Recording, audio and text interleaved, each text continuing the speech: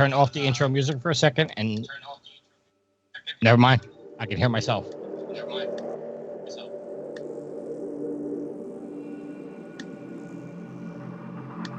Alright, switch it over.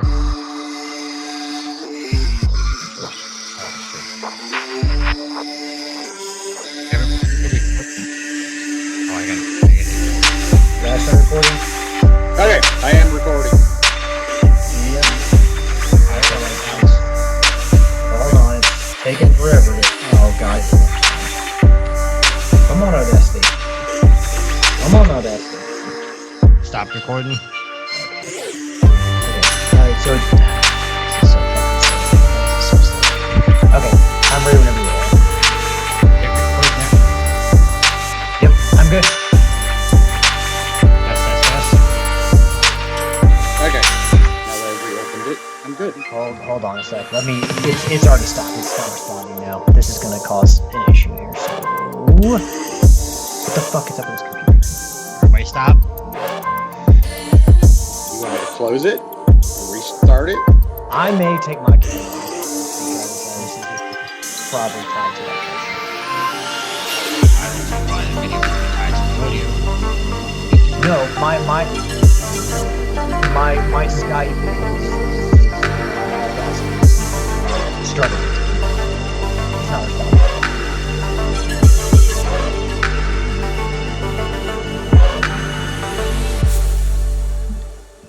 So hold on, let me exit out.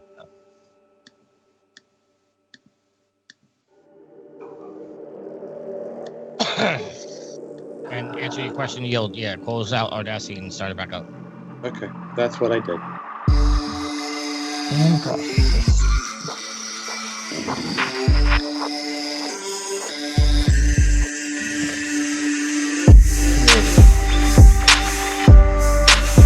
Audacity back up. And one day we'll get all this shit together on time. No, we won't. No, we won't.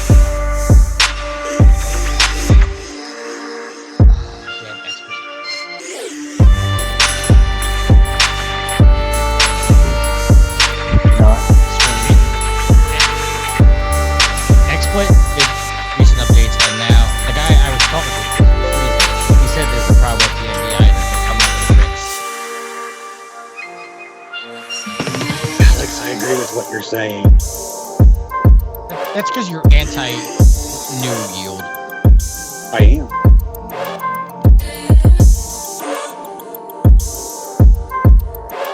I also would rather blaze our own trail than follow like other people do. Yeah, I'm worried this is gonna have an issue where it's gonna take. See, I can't even close it out anymore. It's taking a while to close out. I'm probably gonna take my camera offline because I guarantee that's the issue. Alright, camera. Matt, Do it. Cover the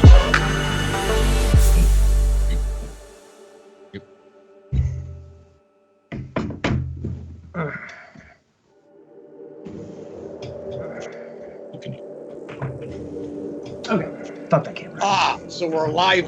Hot mics. Don't say anything. So we're live. And it immediately starts. It was the camera thing. So yeah. I may be week to week not using the camera. Alright, everybody hit record now. I am recording. As soon as you said record or after you said record? Are you recording? Yes. Alice, you recording? I am recording. Matt, you recording? 5 seconds of silence.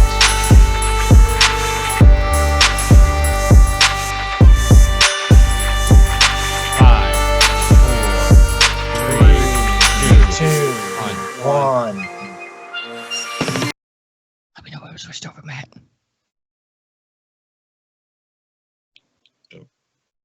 You are listening to Trophy Horse with your host, Tricky Mary host, Alex, I Yield to No One, Sid, and Ender Phoenix.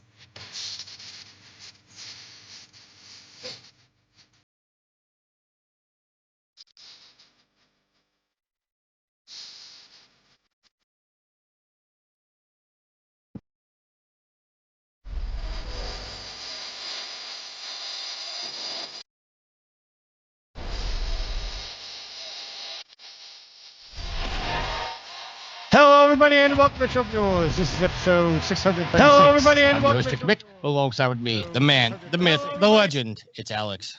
With me, the man. I really the myth, enjoy the legend. saving money, It's Alex. so I can go The blow man. it all I really at enjoy conventions. Like, I don't know, say PopCon yesterday. You got to get to PAX. That's where you got to get. Well, then I got to pay for travel and accommodations and yada, Food yada, yada. and yada yada yada. Yeah, Yada, food. To hang out with me, though. But are you Oh, going this year? it's not for the video games. It's for the experience. It's for Tricky Mick. Yeah. Yeah. You are actually the only person on this show that I've never met face to face. Well, first of all, I Matt lives in your area. I mean, he's somewhere near you. True. And yes, well, yeah, I mean, you've met Yield once because you all went to PAX and I could not go because I had to stay here for personal matters. But He brings the awesome. He's also met me in real life. I yield to no one. And just like the start of the show, that's how the meeting went. Yield, is Tricky any less insufferable in person? No, it's what you get on the show is what you get in real life. Which is not a bad thing. No, I didn't say it was. I'm just saying what they hear is what they'll get. He's the man who cares less about trophies than I care about. I don't know. I gotta. Midwest food. Jeez. Midwest food. Yeah, there you go. It's Matt. How you doing, sir?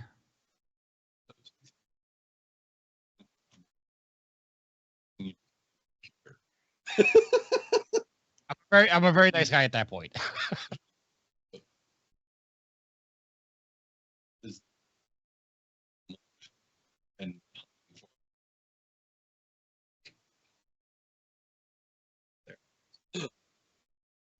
So here's the thing. Matt. I would say that you're wrong, and that maybe you misunderstood me, and that PopCon is like a Comic-Con-esque thing with actors and famous people and artists and whatnot, and booths where you can buy various wares. But considering that half of the booths, well, no, probably about 75% of the booths had giant walls of pops there, PopCon is probably because so many people sold so many damn Funko Pops. They're everywhere. Everyone's trying to get rid of their collections.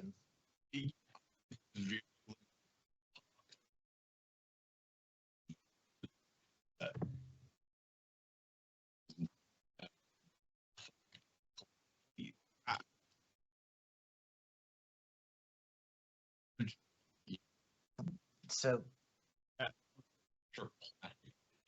no, see, Matt, I feel you because the goddess actually got mad at me because at some point I had spent, I think, $2,500 on pops in a month. Now that's a little excessive. Just a little. See, but here's the thing: when you grow up in the '90s, because we all get into that little that vortex of collecting something and trying to get everything. But when you grow up in the '90s with Beanie Babies and with the Star Wars Episode 1 figures, which weren't worth dick and still aren't worth dick, you kind of learn to not collect everything and just kind of collect what you want to get out of a set. But like Matt, I very much am specific when it comes to pops. I don't really like the way they look, so I will. If someone gives me as a gift, I'll keep it. And then also, there's one set that I want to collect. And then also, the McNugget Buddies from McDonald's. They dressed up as Halloween characters. I will get those because I hate cool. I hate the big head look of the characters. I don't like it, but the McNuggets essentially just look like themselves. They don't have big heads. Their proportions are right.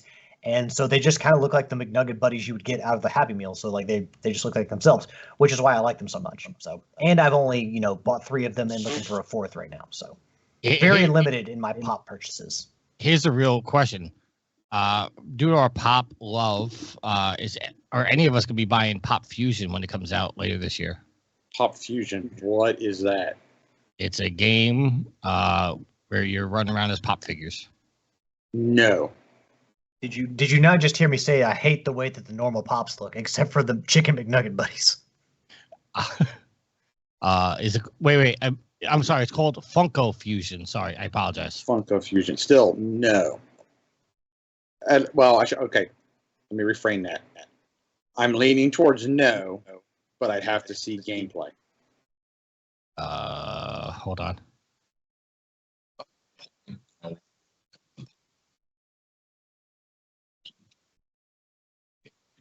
It's to deploy it.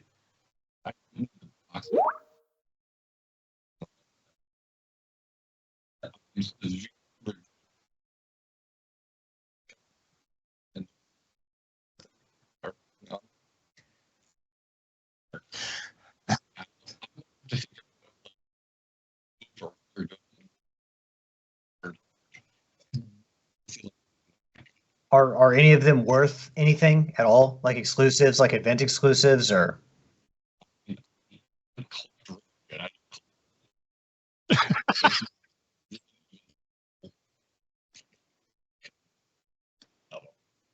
Yeah. So just throw them in the trash. I mean, that's. I mean, That's a keep waste what of you money. want, but just toss them in the trash. That's a waste of money, though. Yeah. Well, Things we spent on there are waste of money. That's true. did you not hear me say that I was in the Beanie Baby craze in the '90s? Well, I mean, a lot of our listeners don't even know what Beanie Babies are, so. I mean, a lot of our Google listeners. it. I mean, I guarantee Nitro does not know what Beanie Babies are because Nitro's a little younger. But there's quite a few people in our audience who probably knows what we're talking about. A lot of us are around the same age. Well, we got two people in our chat right now. We got V, who's in the chat, and we got the Dan Tucker, who's lurking. So if either one of them are listening, maybe they can tell us if they know what Beanie Babies are. What But is Matt, your favorite Beanie Baby, and why is it Chocolate the Moose? I couldn't tell you Beanie Baby 1, and they make a chocolate mousse Beanie Baby? His name was Chocolate. He was a moose. He had orange antlers, I believe. Look, here's the thing. Here's the reason I got on this subject, because we've been watching that 90s show, Part 3, and one of the episodes pertains to Beanie Babies with Red and Kitty collecting Beanie Babies. One of the episodes pertains to Beanie Babies with Red and Kitty collecting Beanie Babies. One of the episodes pertains to Beanie Babies. So, I've had Beanie, well, with collecting stuff and being at a con, and then the episode. I've had Beanie Babies on the mind recently. Not a desire to buy anymore, but I do remember when everyone thought that they were collecting those things like fucking crazy because I thought they were going to be worth a lot of money. Hint, they were not. Is this chocolate thing looks any better than Cookie Puss? Chocolate Moose or Chocolate the Moose is a looker, a real looker, as opposed to that clown mime weirdo parading around as an octopus, a chocolate octopus, whatever that was. Why did you have to bring up Cookie Puss again? We didn't want to think about that. I had just forgotten about that thing. Come on. I had nightmares for a week. Come on, you know you like Cookie Puss. Look, as I talked about on last week's show, we watched Ghostbusters Frozen Empire. That creature could have been a ghost in Ghostbusters Frozen Empire. Not even shitting you. Cookie Puss could be a Ghostbusters creature that they capture and put in the trap. All right, let's get on with our updated trophy counts. I am level 957. Total trophies of 33,644 with 975 plats. I got 2 new plats. Was any of them worth talking about? Oh, you got the text message. Did I? Well, one of them had to be First Ascendant. Oh, They were I thought actually that both first ascendant. I thought you got the. Oh, Wait. did you? Wait, Oh, what- you what? He transferred a save file and popped it. Oh, did you auto pop it? I auto popped it for the 4, not the 5. Okay, well you got 1 platinum then. I got 2, and I got credit from Garrett. So Oh, seriously? You can do that? That's figured into the competition now? yeah, it's still a pop of a trophy. Oh, Even that's though that's dirty. How is That's it dirty? That's dirty because you didn't earn it. you well- literally earned it once and you got credit for doing it. I You wouldn't earned want. it once and got credit for it twice. That's dirty. Okay, all right. I'm Now, gonna. you can explain it all you want. Out, you ain't gonna change Alex and mine's opinion. Well, maybe I will because the 4 version, outside of the platinum trophy, I think I didn't get any points because It's on the 4 version they were common or above, I believe. It's still dirty because You should not get any points for auto popping. None. Yeah. Yeah, none. Sorry, I'm sorry. The amount of hours I put into that game, I deserve a double platinum. No, you do not. No, you don't. You can credit yourself a double platinum. I'm not discounting the amount of hours you put in to get the original plat. But as for, and Gareth can run it however he wants. But competition wise, I don't like how you could earn double points because you could find a rarer game and play it once, double pop it, and that's just kind of out of the spirit of the game, is what I'm saying. To be fair, not a lot of games can auto pop. There are some out there, obviously, but there are not a lot of games out there you can auto pop the trophies. Like right now, I'm playing a game on the 5 that from the 5 to the 4 I can't auto pop, but if I played it on the 4, it would auto pop to the 5, I believe, but I don't know for sure. All right. Well, I have a request for Gareth going on in the future. I mean, you run things how you want, but I would not allow people to get points for auto pop trophies. Sorry, that's just me. If I'm competing in some kind of competition like that, and I hear other people can do that, I'm not taking that competition seriously. Sorry, I think that's ridiculous. I mean, I could always just hide the trophies and the points would go away. No, I mean, I just don't think that's just such a greasy way to get points when other people are, playing games and it's like, oh, this person just auto pop to get extra points. I don't know why that's allowed, to be honest. All right. Well, speaking of Gareth, and while we're on the subject of trophies, Gareth did release a over an hour-long audio today. It was released as of this recording today on the Trophy Horse feed. You can go listen to it, going over everybody's details and giving us a full audio update of the rarity contest. So you can go listen to that. Alex, your trophy, sir. Sorry, I was tending to my recording because it's giving me a little bit of trouble, so I'm keeping an eye on it here. I am level 508, total trophy count of 10,008, a platinum count of 176 and 175 games. I got one new platinum trophy this past week. All right, yield. Alex, welcome to the 10,000 Trophy Club. Why, thank you. It's taken me longer than it did to you and Tricky. Well, Tricky's long been there with his 33,000 total trophies, but... Well, Tricky had that in, like, 10 games, so... Yeah, all the Fair auto enough. popping he does. I am level 515 with a trophy count of 10425 and a platinum count of 193. Matt, anything new on your end? Wow, my voice has changed on that one. Matt, I think you're muted.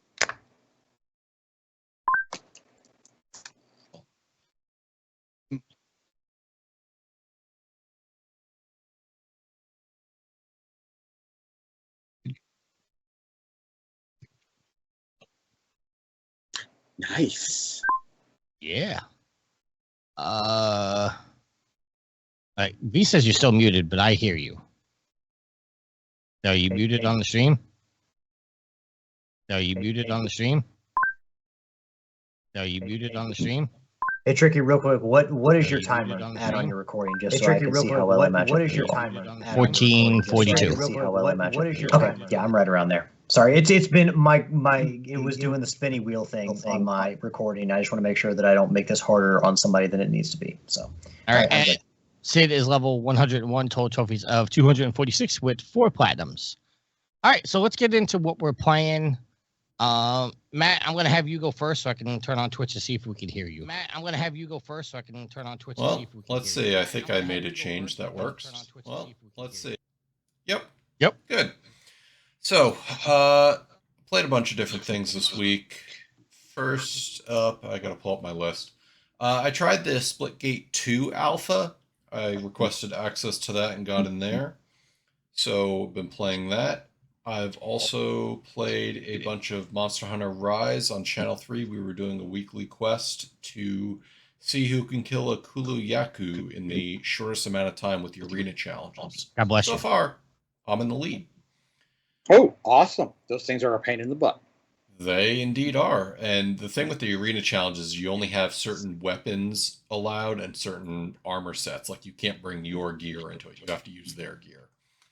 So, did that. Played Chained Together with a bunch of friends, which is frustratingly fun. Did some Helldivers too. As they make it seem. No, it's actually a lot easier than they make it seem, but the end result is just sometimes you fuck with your friends just because that's the funny thing to do in the moment. Yeah. The game is forgiving with its checkpoints, so you're never too far behind. As I mentioned, I did golf with my friends a couple rounds the other night because it's the perfect do-nothing game where you don't need a lot of focus or energy to do. But the main game that I have been playing this week was Black Myth Wukong, since that came out. And it came with the code that I got for V's graphic card. I got a pretty beefy computer, ran the benchmarking, and without frame generation, the system takes a hit. So I have to turn on FSR frame generation, and that puts me above 90 FPS average. The difficulty is somewhere between Elden Ring and the other Souls-likes. There's parts of it that are really easy. I've beaten some bosses on a first try, but then there's like some side mini bosses that just school me no matter what I do. The game looks beautiful. It plays pretty well. There's some controls that I feel are a little janky, but otherwise it's still good. And the monster designs, the boss designs are top notch. Like it's really good. The only thing is, I could say I'm playing it with English dubbed, and man, it is rough. Oh, so they don't have it's not in English then? No, it's in English. It has English dubs. It just you would have to play in Chinese subs, and I just don't feel like reading, or if I look away from the screen, missing what's happening. But the voice actors, it's rough. Oh, it's bad English. Yes. Gotcha. That's all I've been playing. All right, Yield. What have you been playing, sir? I've been playing a little bit of everything. Been playing some Flat Out 4, Total Insanity, working my way through, got career mode done. Now I'm working through Flat Out mode. Fun racing game, other than the fact that all the cars seem to sometimes go out of their way to hit you, and they will lean on your quarter panel and send you flying. And when you try that same thing to them, they seem to be able to just kind of shrug it off or spin right in front of you and then stay there. So there's a few annoying things, but other than that, it's still a fun game to play. I did a little Rocket League last night. I fired up some Super Blood Hockey and was playing some of that.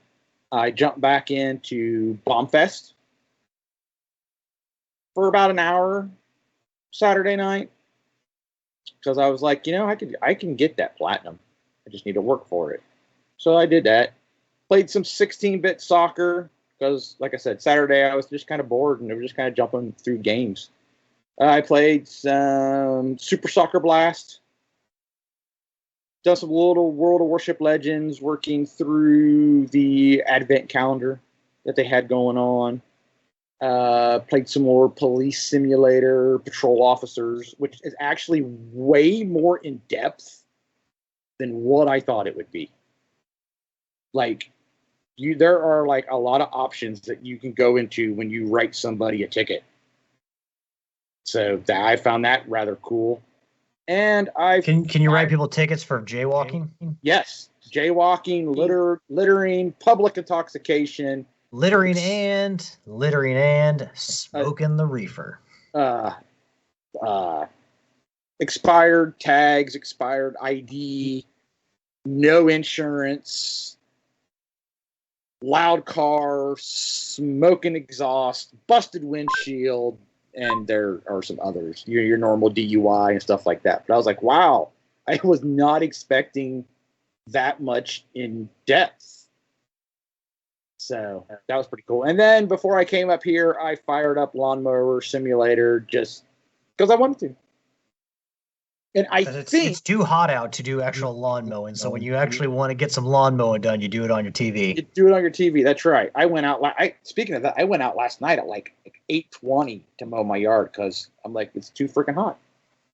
And that's about it, I think, this week. So yeah, a little bit of everything. All right, Alex. So I have this week I've just kind of been leaning heavily on Helldivers 2 because I don't really know what I'm going to. I say that I don't know what I'm going to play next, but I have it downloaded. It's Cult of the Lamb. I just didn't quite want to jump in just yet. But so I played a lot of Helldivers trying to get the scientific samples to improve or upgrade the modules on my Super Destroyer. But really my new Platinum Trophy, which is the highlight of my week, was Call of the Sea, which is the game that I talked about last week. That game looks really great. It's a shorter game. There are 6 episodes. It'll take you anywhere, or I should say chapters. They'll take you anywhere between a half an hour to an hour to complete. Good story in there. And I do like the mix of puzzles. Some are easier, others are more tricky, but there's a good mix of difficulty with the puzzles. Really, though, the highlights for me, there's just some scenes in that game that look really good. The underwater scenes look really, really good. I love the aesthetic of that. And then just like when you're outside, you can see the stars. Like the sky looks really beautiful. So just some really, really good looking visuals in that game, which is really the entire reason I kind of looked at the game in the first place. Is I saw the pictures. I was like, holy crap, this game looks good. Or at least it just like the aesthetic style is just kind of something that just really was something I really like. So got the Platinum Trophy in that. Not a hard platinum at all. It's a shorter one. Guides say you can get it from 2 to 4 hours. I think I played the game for probably 8 or so hours to get it, but a lot of that was me, going through, not using a guide and just kind of in my first playthrough moseying around and just trying to figure everything out. But yeah, so Cult of the Lamb is I've got it downloaded. I'm going to probably crack into it maybe later tonight, maybe later this week. But yeah, mostly Helldivers. But tomorrow is a new week, and I ain't got to edit this week, so I'll have plenty of time to play. What are you talking about? This is your week to edit. You edited last week, and it's Matt's turn this week. My week. I know. I'm just trying to. Never mind. Just trying to be a real dick face. Yes. And I have been playing, finished up the first Ascendant. I played some Division, obviously. I think I played something else too. I mean, I know. Gold star for Tricky. I've been playing a lot of things lately. I actually fired up Suicide Squad. Been playing that a little bit. But playing the Marvel's Avengers. I was scrolling through TikTok the other day and somebody was playing it, and I was surprised because I thought the server's off, but apparently the servers are still going. They just delisted it. So I am 3 trophies away on the PlayStation 5 version. So did you get that PS4 version platinum? Because I could have sworn that's a platinum trophy you got. No, that's what I was talking about before. They actually came out with the 4 version before they came out with the 5 version. And I started playing on the 4 and then transferred my save over to the 5. But you can't transfer your 5 save to the 4. That's why I'm saying you can't auto pop that way. But I don't know if you can auto pop 4 to the 5. I think you can, because I think that's how I get most of my PlayStation 5 trophies in that game. But I'm not entirely sure. So, and I got more trophies on the 5 now, so it doesn't make sense for me to try to transfer my save over from 4 to 5 to test it out. So, there you go. That's what I've been playing. I think there's been something else, but I can't remember. But other than that, all right. So let's get into our first topic of the day. Coming from Forbes and written by Paul Tessie, PlayStation's Concord did not break 700 players on Steam on launch day. It's in a 24-hour launch period. In its 24-hour launch period, Concord reached 697 concurrent players on Steam. While this isn't indicative of how many people actually purchased the game, it's not a good sign for the game's longevity. Compare that with Black. Longevity. There you go. Compare with Black Myth, concurrent player count of 2.1 million. I think it was actually up to 3 million. Within this first 24 hours, things look bleak for Fireworks 5v5 shooter. There is a second topic here, and just coming from IGN and written by Wesley Yinpool, it was pointed out that lead character designer who joined Firewalk Studios tweeted recently about the game has been in development for 8 years. I have some comments that I saw on PSN profiles, but I want to give you guys your thoughts on this first, and then I'm going to go into the comments from the forums on PSN profiles. Let's go to Matt first.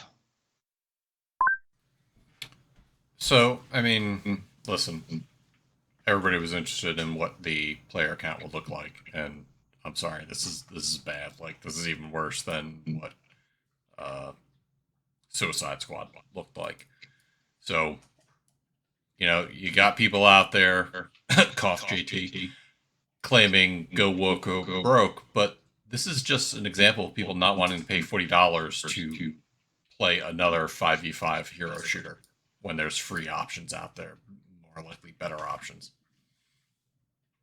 Yeah, it doesn't really help your interest in a game when the entirety of the internet is like uniting to shit on your game. Like the Avengers Assemble moment, except the Avengers are all running towards Concord with pitchforks and, firearms. I think I shared an article with you guys in the group from Tech for Gamers where it says that Concord launched with 10 times less players than Redfall on Steam. And we all know the saga of Redfall and what that did. Yeah, I mean, we knew this launch probably wasn't going to blow anyone out of the water, but it's been pretty terrible. It's been worse than I think any of us would have envisioned. And I mean, to hear that this game was in development for 8 years and just thinking how much money they threw into it, and like it's kind of one of those things where I've seen reviews where they say that the gameplay is fun, but the fact that they acknowledge that when you buy this game, you're probably buying a game the community as a whole, the game community as a whole, isn't going to support for very long. So you got to weigh that. So I mean, this not a surprise, but still somehow worse than we imagined when this game was first announced. So here's my question. I want you to answer it first, Alex. Then we'll go to Yield and Tricky. Do you think there would have been a different reaction on it if they didn't show the trailer first and came out and said, "Hey, we're developing a new 5v5 hero shooter. It's good. It's set in this world. We want to give you a trailer just to give you some background on the characters, and that's what we're going to do moving forward. We're going to release trailers and visuals every couple weeks." Do you think that might have been handled better than them putting out a trailer and getting people speculating what it is, and then to be blindsided by it being a 5v5 shooter? I think eventually the result would have been the same, because I think that people, I mean, again, 8 years in development. So they likely have missed the boat when it comes to popularity or the peak for these type of games, or there's just so many games out there that people are already invested in. They're not going to drop those games to play this game now. So I think that regardless of what they did, when they announced what type of game it was, even if they were upfront about it, it was going to be the same result. Okay, Yield, your thoughts, and then thoughts on my question. It may have helped a smidge. I don't think a whole lot. I'm more shocked that it's this bad. Like Alex said, we knew it was going to be bad. We just didn't think it would be this bad. I'm really more shocked that it seems like everybody seems to be tired of these games. Like I said in our Facebook chat, that I thought I was in a minority where I'm kind of tired of these live service games. And either everybody's mad because it's just another 5v5 game, or they're tired of live service games. And then just to conclude, I guess, is I feel really bad for everybody who's worked on this, even more so now that you hear it was 8 years of their life, and it's tanking worse than the Titanic. So I mean, this game was in development before Jim Ryan came into the fold, right? 8 years. I would probably. I mean, Jim Ryan was working at Sony, but he wasn't the CEO yet. Yeah. So here's the thing. Looking at it, you know, Saber's in chat, and he's talking about character models or trash character models do play a big part of it, and not everybody's a big, fat, or mediocre, woke-looking douchebag. True, but also here's the argument against people complaining about it being woke. Look at Overwatch. Zarya is the model of woke looking, and people loved playing her. They loved playing what she did and her role, and that didn't affect Overwatch. That Overwatch was popular with all the different classes and players it had, and this one is just, you know, there's something about it that people just don't want to spend $40 on. Well, again, people poked fun at the characters looking like, you know, Wish versions or Temu versions of the Guardians of the Galaxy. People just, there's very much, this game doesn't feel like, even if it is completely original, there's something about its soul that just feels like everything was taken from somewhere else. I'm not saying like there was any kind of like unscrupulous behavior, like they took anything or they stole anything. I'm just saying that when your characters are compared to the Guardians of the Galaxy and your gameplay is yet another in a long line of hero shooters, some of the soul of your game is in its uniqueness is lost. So, and a lot of people have pointed that out. So, I mean, I definitely think that this game, I mean, I hate to, you know, again, 8 years, and then like some of the people who've reviewed it have said the gameplay is fun. It's just, it's all getting lost in what the community thinks is. No matter how this game was gonna be, it was never ever gonna be able to topple what the community thought of it. And yeah. And to answer Saber's question in chat, but would you bang that character versus banging the characters in Concord? No, because they're all video game characters. I would not. Yeah, advocate. Don't Tricky absolutely would. Don't ask Alex that question. Alex doesn't find any cartoons attractive. Yeah, you're damn right I don't. Again, it's I understand people wanting to play games for the purpose of watching an attractive female character. I mean, look at what happened with Stellar Blade. And here we are 2 months later and the game's basically forgotten. So it's, you know, the end is, it's a 5v5 hero shooter that everybody wasn't asking for. Hey, Matt, why do you think Dead or Alive, the fighting game series, is so popular? You know what I mean? I play as Ryu Hayabusa when I play Dead or Alive. I don't know I'm what not characters accusing you're playing. you. I'm not accusing you, Matt, but we all know. Come on, beach volleyball game was an offshoot, a spin-off for that series. And that's old gangbusters. All right, so let me read the comments from the PSN profiles because I think it kind of touches on things you guys were just saying. I don't know who wrote this. I forgot to write that down. It says, okay, it's fun, but what does it offer for $40? Concord has no place in this market, especially with games that are actually free like Overwatch 2, Fortnite, Valorant, Apex Legends, or Marvel Rivals in the future. If you want to create something similar but charge $40, you need to offer something new, something that truly sets it apart from the others. To make decisions worse, there have been a lot of fatal decisions for Concord. The beta was launched at the same time as Marvel Rivals beta, which was available on all platforms. The game was released in early access on the same day as Wukong. A few days later, World of Warcraft expansion comes out and Star Wars Outlaws, and in September and October, and the rest of the important games will be released. Concord is not as bad as people say. It's just that all the important decisions Firewalk had to make, content, price, character design, quality, have all failed. He makes some good points there. Is it a timing issue that they just timed these releases at the wrong time? No, the problem is that they are trying to grab onto a market like all those games you listed in there, like that have their set audiences, the people who play Apex Legends or who play Fortnite or Valorant. You are coming in as a new game and you have to set yourself apart. You have an uphill battle trying to grab some of that market. And unfortunately for this game, being Concord, they haven't been able to do that. And whoever wrote that talks about it, where they didn't set themselves apart really well. And also you're asking them to pay $40 to get in, which I don't think was a Firewalk decision. I think that was fully Sony's decision. It's the timing decision does play a factor in it, but it's not the one you think it is. They're 2 years too late when Overwatch 2 did their initial release. You want to beat the people at their game, they needed to release this game years earlier than what they did. Because right now, again, there's too much else out there. But to a point, it's like the Titanfall 2 thing. EA did them dirty when they released Titanfall 2 between Battlefield and when Activision was releasing Call of Duty. Like, there couldn't have been a worse time for that game. And it's a fantastic game. Concord could be a great game. I'm not playing it because I'm not interested in hero shooters anymore. But people have way too many other free-to-play things that are good for them. All right, Yield, you think the timing was a big problem with this? It doesn't help, but no, everybody. So we've all seen the videos, the live reaction videos of people was excited up until they said 5v5.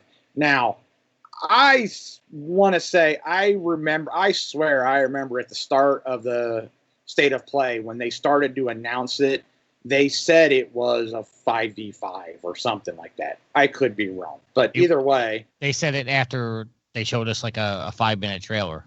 Either way, everybody was down on it after State of Play, and it didn't get better from there. So the timing doesn't help it, but again, just like what I was talking about earlier, it might have helped it, but it wouldn't have helped it much because everybody was against it from the word go. All right, I agree with a lot of the things the guy said in that post, but I think ultimately the biggest thing to circle is they didn't separate themselves from any of the other 5v5 games out there.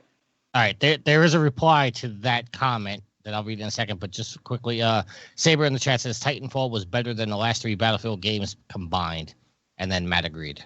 All right, so the reply to that post.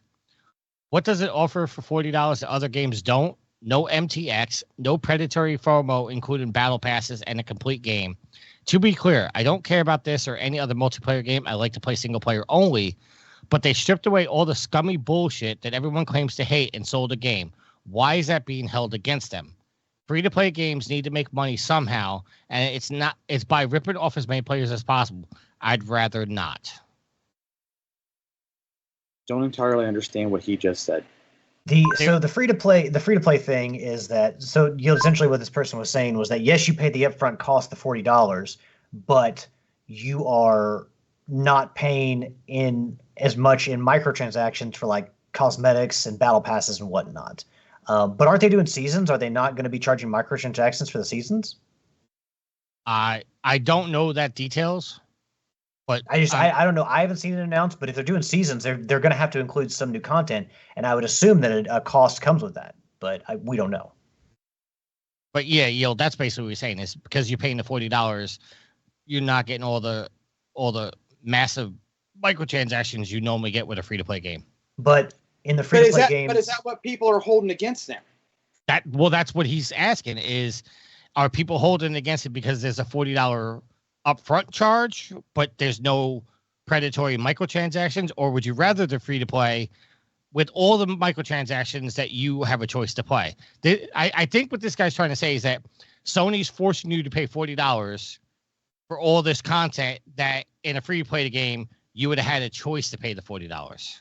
Well, now, okay, so that I understand, but what I'm trying to say is I don't think I've heard anybody complaining that you're paying $40. I think everybody's complaining about.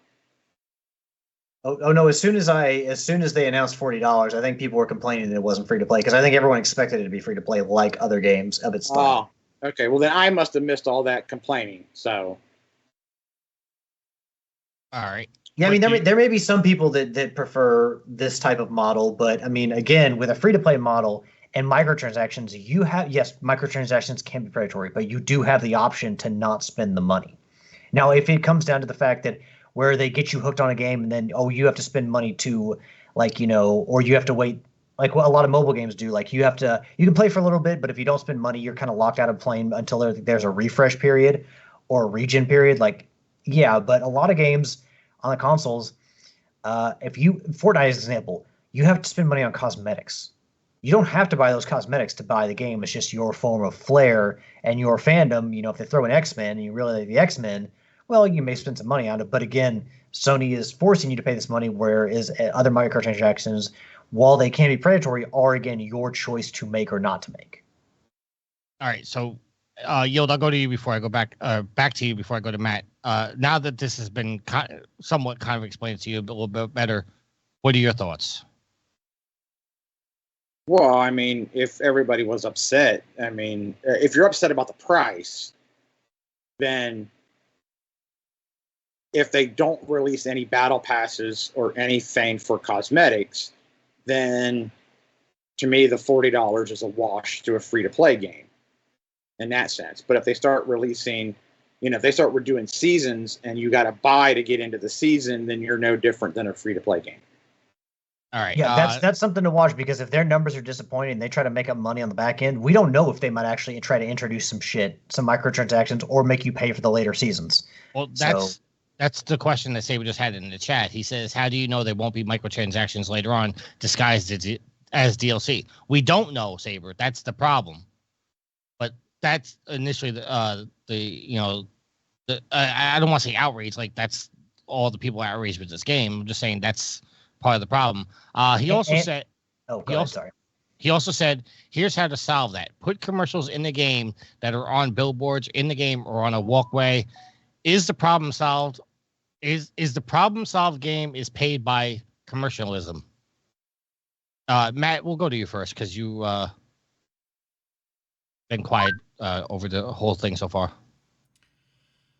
I mean, listen, I don't think it's wrong to charge for a game up front and explicitly say, listen, we're not doing any battle passes or microtransactions and things like that. That may change in the future, depending on the model. The problem you have here is that people bought into a game and they don't have anybody to play with. Like, it's 700 people is not a lot to get into good queues. Extrapolate that against Helldivers, where the queues were so large they had to institute caps, and nobody could play the game because it was too popular. Like I said, if maybe there was a PvE element to the game other than just the 5v5 arena shooter, I think it might have had a better chance. But 8 years to make this shooter, hard justifying the decisions that they made. I do want to point out, as we talked about, where we don't know where this roadmap is going and what cost to consumers might come up in the future. Beanox and Crash Team Racing Nitro Fuel is an example, because I believe in the beginning they said there were going to be no microtransactions in that game. And if you played the game and they started releasing the seasons and everything and the Grand Prix, you could later on you didn't have to, but you could spend money to real world money in the game to basically get the content faster. Get the unlockables and the alternate costumes and whatnot faster. So that's an example of a game where we were told, no, this won't happen. And then, of course, it was under Activision, so it definitely happened. I just Googled about the Battle Pass for Concord. According to IGN, written by Wesley Poole, Sony-owned developer Firewalk Studios took to social media to answer questions coming out of the recent closed and open betas, and confirmed Concord bucks the live service trend by ditching a battle pass in favor of an old school unlock system fueled by simply playing the game, completing objectives, and leveling up. Quote, Concord does not have a battle pass. We wanted to focus our attention on making Concord a rewarding and robust experience on day one, where just playing the game, leveling up your accounts and characters, and completing jobs yield meaningful rewards. See, that's a positive for the game. So, to go with what Matt was saying, if they had an option, instead of being 5v5, if you could play, against the computer, so to speak, I think that would have been better. Because as soon as I saw 5v5, I'm just like, I don't want to play against other people. I've already got a couple of live service games that I kind of stick my hand into every so often, and I get enraged at times because I'm playing against or with other people and against other people, and it's just not fun. Whereas if I could play against, and I won't necessarily say bots, but you're playing against a computer at a predetermined level and playing with your friends or something, or play against your friends, that would be more fun than I have to rely on randoms as my teammates playing against random teammates. I don't know. Kind of feels like it was doomed from the onset. All right. We've given too much time to Concord. Let's move on. Our next topic is coming from GameSpot, written by Eddie Akush. Sea of Thieves is doing phenomenally well on the PS5, selling 1 million plus copies already. There was a debate and discussion surrounding Xbox's decision to bring its famed pirate adventure to its competitor's console. Windows Central has reported that more than 1 million copies of Sea of Thieves have been sold on the PS5 since launch. The talking point on this is the debate and discussion. Obviously, they had a conversation. There must have been people that didn't want to bring Sea of Thieves to the PS5. It sounds like it was a smart decision, but we'll see as it goes. Yield, I know you bought Sea of Thieves and were unable to play it.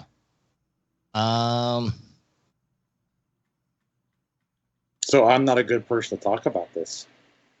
But do you think it was smart for outside of your account leaking problem? Do you think it was smart for them to bring Sea of Thieves to the PS5? Well, yeah, because there were a bunch of people who wanted to play that game who, if you didn't own an Xbox, wanted to play it. Me being one of them. So, I mean, yeah, it's smart. But then again, if you're changing your business model to exclusives, exclusives drive your console sales. If you're going away from that, then you don't have any exclusives. So, yeah. All right. And Matt? screw Microsoft for their linking, or screw any company for their linking accounts. All right, Matt, your thoughts on this? Yeah, when we posted this article, we were looking at it saying, okay, what was the debate and discussion? And you and I talked a little bit about that. And to say Microsoft, the whole fervor going up to them saying, well, they're going to start releasing some of their games on other platforms. How is that going to look? What's that going to say about the future of the Xbox console? So the real question was it going to be successful enough for them to keep doing what they're doing? And the next article that we're going to talk about, I think, proves that, yeah, they're going to get something out of it. They're going to, I don't want to say save their business, but they're going to have more purpose than just releasing on Xbox. Sea of Thieves, out of the 4 that was announced, was the last one to come, right? The other games came first? All I can think of is Hi-Fi, and yeah, that one came out first. I thought Sea of Thieves was announced first, but maybe didn't come. I think it was announced with the 4 games. It was Grounded, Hi-Fi Rush, Sea of Thieves, and something else. I don't remember. Anyway, Alice, we'll get your thoughts. What are your thoughts on was bringing Sea of Thieves over a smart idea? Well, I mean, Sea of Thieves has been on, exclusive to the Xbox console and PC for years now. So I don't think it necessarily hurt them to bring a years-old game to the PlayStation 5. I mean, really, were you going to, like, the people who were going to play it on PlayStation 5, you weren't going to convert them to Xbox users from PlayStation users. So really, you just made extra money off selling it to the PlayStation community. And you also got more people playing in that world.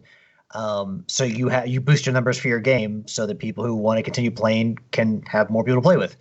So again, it's not, I get the idea, like, we have to get away from the idea of exclusives and consoles, because clearly Microsoft has not been able to outsell Sony since the beginning of the Xbox 360 PS3 generation. And even then, I think Sony overtook them by the end. So when they're looking at selling consoles, because they've done so poor in Japan, they can't, I don't think there's going to be a day when they can outsell the PlayStation. I just don't think they can do that unless the PlayStation is like twice the price of the Xbox. So what they're looking at is the future and their systems and their infrastructure and playing in the cloud, playing online. So we talked about it before. For Microsoft, it's not really about selling you an Xbox anymore. because I think they've realized that they can't compete with Nintendo and Sony on that front. So they, very well maybe look at their exclusivity as, hey, we can launch this for free on Xbox Game Pass, and you got to pay for it on other consoles. Like, that's really where kind of the new branded exclusivity is, because you get a better deal on it by being an Xbox user. And maybe that's where they look at it as having an advantage, as opposed to just the old school mentality of, well, come buy our box because you can play this game on that. All right, let's talk about what? No, go ahead. Finish your thought. No, just Microsoft has a very different outlook than Sony is somewhere between Microsoft and Nintendo, but they're more leaning towards Nintendo than Microsoft, where you're not going to see Ghost of Tsushima or God of War or these other things on an Xbox. They're just not going to do that. I don't think any of their releases, even from like smaller studios like Bluepoint or Housemarque, you're never going to see them on an Xbox. That's just not going to happen. But they will release them on PC. So, I mean, you're just looking at two different companies with two different strategies, even if they are seen as being, the two big rivals when it comes to this arena.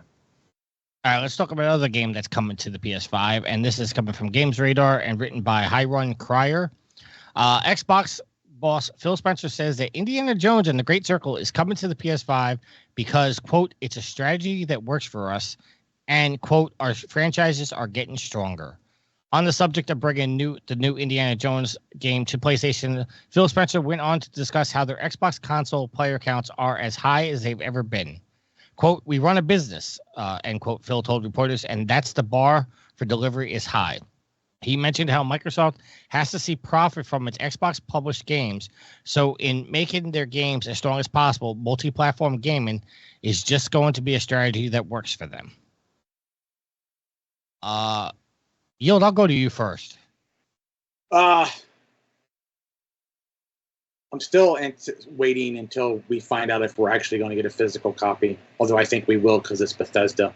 But so I am still kind of cautious on this. But everything he says makes sense. Being the pessimist in me still argues that the Indiana Jones license had to have been really expensive. The game was originally announced for multi-platform, well, I shouldn't say multi-platform, but I mean, it is, but it's not like it was going to Nintendo. But it was going to Xbox and PlayStation. Microsoft buys Bethesda, and then it puts the brakes on it, and then there's reports that they reworked the Disney contract and blah, blah, blah. Hold on. I don't think that applied to Indiana Jones. I don't think Indiana Jones was a part of that. I think it was Elder Scrolls and Starfield. That was the conversations. I could be wrong, but I don't think Indiana Jones was ever part of that whole discussion.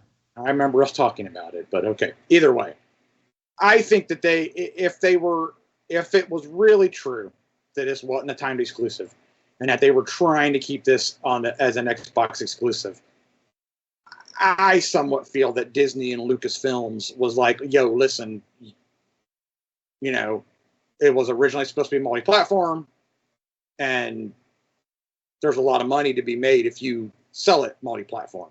So, I mean, Phil's not saying anything that's not true. I just feel there may have been exterior motives as to why that game ended up coming to PlayStation. All right, Alex? I mean, here we are with the game. The game is coming to the Xbox first, and did they announce when it's coming to PS5? It was after, but Spring. So like December 9th? Yes, is the launch date. Is the launch date on Xbox, and then you're going to get it, months later. I would say 3-4 months later, probably, for PlayStation. So, that's another thing is, when they're putting these games on the PlayStation console that are owned by Microsoft, timed exclusivity can matter still. If a game comes out on the PlayStation a year after it comes out on the Xbox or years after, it can still give Microsoft the leg up, especially if it's on Game Pass. But, I mean, this game kind of, again, being the property being owned by Disney just kind of screams multi-platform, because Disney only benefits from it being on as many consoles as possible. They don't really care who wins between Microsoft and Sony. All they care is that they want their game out there, and they want people to play Indiana Jones wherever they can. But I don't know if it was necessarily the arm twisting of maybe Microsoft was trying to work out a thing where they got timed exclusivity on it, but they were eventually going to bring it to the PS5. But I think but also their strategy of them bringing games to Sony's consoles that were previously exclusive kind of shows, a thawing of, maybe this, Disney wasn't like, twisting their arm. Yeah, twisting their arm to get it over there. It's kind of Microsoft's plan all along to get it over there because, again, like Phil Spencer said, they have a very different view of things than Sony, and to them, making money is just getting as many people to play their games as possible. I don't think Disney had a hand in this at all because once they sell the license to Bethesda, they've made their money. Unless there's some sort of deal where Disney gets a profit of every game sold, I don't think Disney cares because they've already made their money selling the license. I don't think Disney had a part of this at all. Well, but Disney's going to keep their finger on it because they don't want them to put out a crap game. Well, yes, but that doesn't mean that. So I'm sure, in essence, and I could be wrong, I would suspect that they get some kind of a kickback if the game does well. I mean, that is very possible. I mean, we'll never actually know. We'll never read that contract. But I just off the top of my head, my feelings. Once Disney sold them the license, I don't think they cared where it went. They made their money already. Matt, your thoughts on this? The two thoughts separating them. Xbox being business, they're doing what they need to do to survive in this market. And the best way that they know how is to get people to go to their service. As Alex said earlier, their thing isn't selling consoles anymore. It's getting you invested in the Game Pass ecosystem. And if that means that there's going to be exclusivities for a certain amount of time for their first-party studios, I mean, look what we discussed last week with Epic and that it hasn't been very lucrative for them. But seeing as how Microsoft owns these studios, they can do it differently, and people will go to them for that service. Sony did the same thing with Destiny for the longest time, even before Bungie was their studio. They had all these exclusivity items, missions, things in Destiny to get people to play on the Sony platform as opposed to the others. So there's a thought process that exclusivity or timed exclusivity works. And day and date, people can go out and pay $20 for the month and get access to indie and see if it's worth it. I'm kind of thinking of doing the same thing with Outlaws on the Ubisoft Plus and go, all right, I'll spend $20 for the month, see what this is about. Is this something I want to wait on for a sale, or do I want to go spend the money? The risk there is I might spend more money on the game as opposed to just buying it outright. That's the risk with the digital market. And then the other... I'm sorry. The other part, just being Disney, I agree with Tricky, is that once you license the game, that deal's been struck. Now, that license might have included certain things of we want you to do this, but a lot of that stuff is done years ago. They wouldn't have been able to start working on an indie game without the licensing deal being struck. So things to take into consideration there. Can I offer you guys a conspiracy theory? Absolutely. I like a good conspiracy theory. I think because there's not really that much time in between the Xbox and the PlayStation releases, I think Bethesda, or more importantly, Microsoft and Xbox, are bringing this to the PS5 because they want to get their hands on a PS5 Pro dev kit. Because the rumor is that the PlayStation 5 Pro is coming out in November. If they get their hands on a dev kit, they could potentially use that information to find out the technology and make their Xbox Pro better. Tricky, I would think that if it's coming out in the spring, this game has been in development for a while, years. Yeah. But why such a short exclusivity then?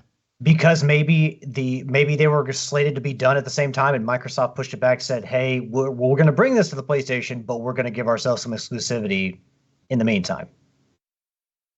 There's no way and- there's no way they're like, hey, the PlayStation Pro is coming out in 6 months. Let's go ahead and get one of those and bring Indy and have this game done in like a year or less than a year. I would take a guess that knowing that there are a handful of developers now owned by Microsoft that still do multi-platform, that there will probably be some kind of deal struck when they give them their dev kits.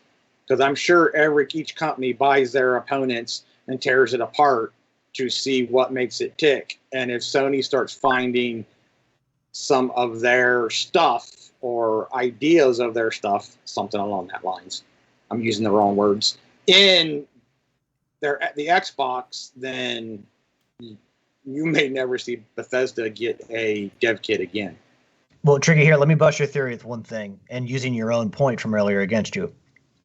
When the initial contract and negotiations were drawn up between Bethesda and Disney, they would have had to announce or put in there which platforms they were going to release it on, which I'm sure would have factored into the licensing cost.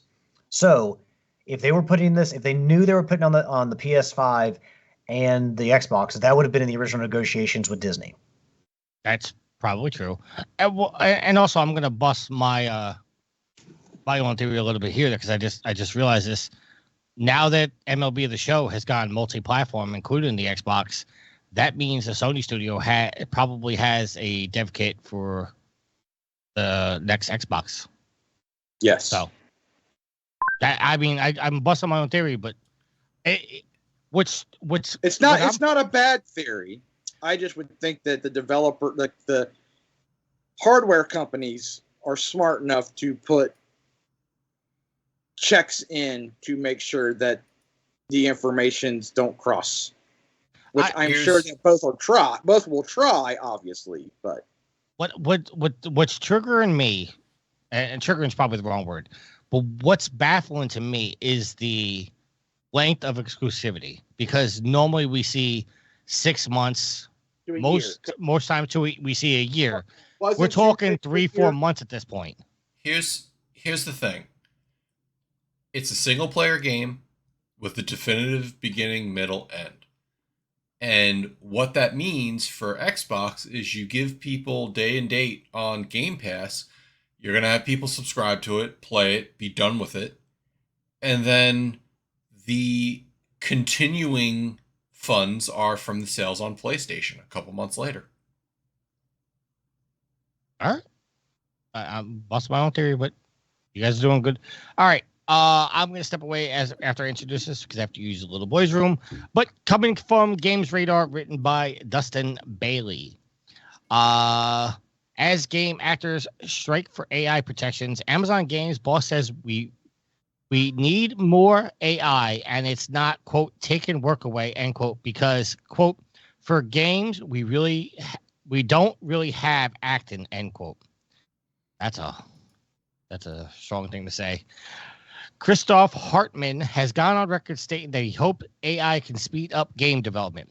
But when asked about his thoughts on the current AI-focused SAG-AFTRA strike, he stated the majority of the game devs sit in programming, and that's not going to take away because that's all about innovation. If AI were to take something away, Hartman indicated it would be the, quote, really boring parts, end quote. Alex, I'll go to you first.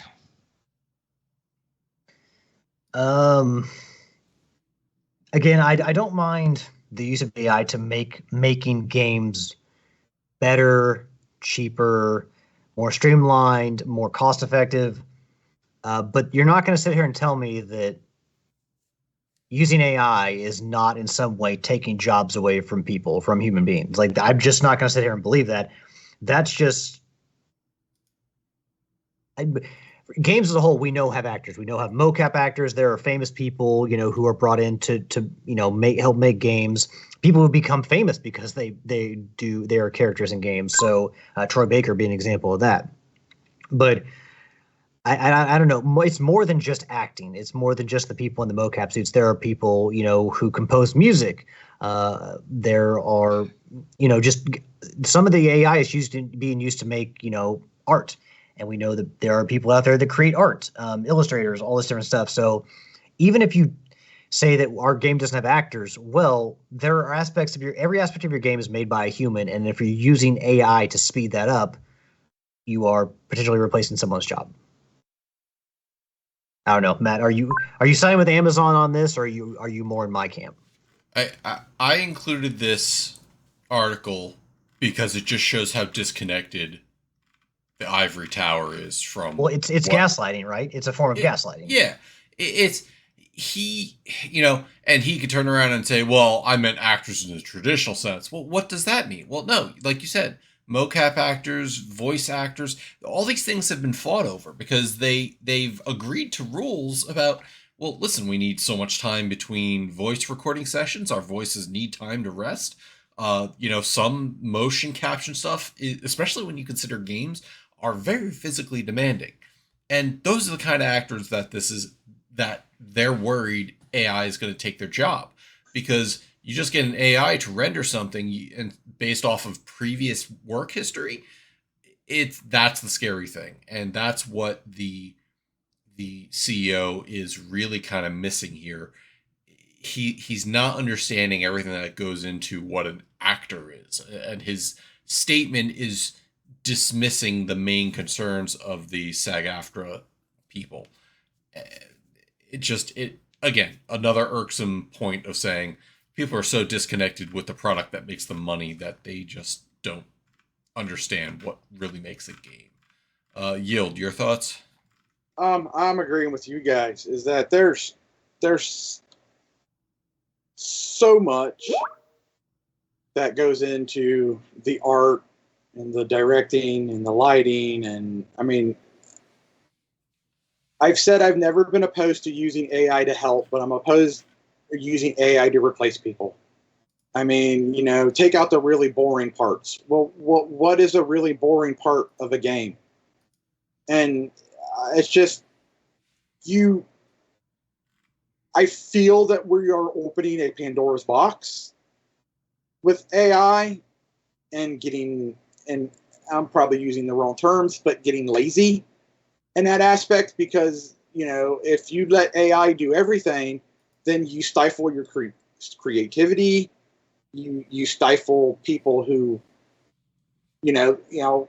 strive to do better, all because, we're more focused on profit.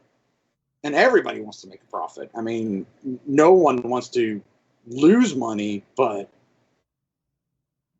I don't know. There's a line somewhere, and this definitely feels like we're crossing it. And like Matt said, this guy is so disconnected with the world, it seems, that there's no hope for him.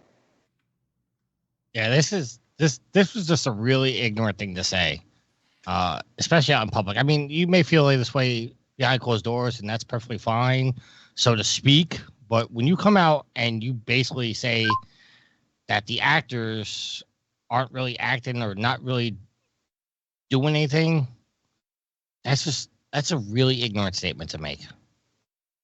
And I can't believe somebody actually got away with trying to say that, or somehow that got past a PR person. That's just, I mean, I just found out that Troy Baker is indie in the new game, and I mean, you could be argued to say that Troy Baker doesn't have a lot of mocap to do because, it's a first-person game, but Troy Baker's worth every dollar you give him because of the work he does. This is just, I don't want to keep repeating myself, but this was just ignorance to say something like this. I can't believe it got past a PR person. Anybody else want to say anything before we move on? Ignorant comment of the week. That's what I nominate that for. Ooh, can we make that a regular thing on the show? You know what? I was thinking the same thing. Can we have, an ignorant comment of the week, whether it be us or something we report on? I'm trying to stall a bit.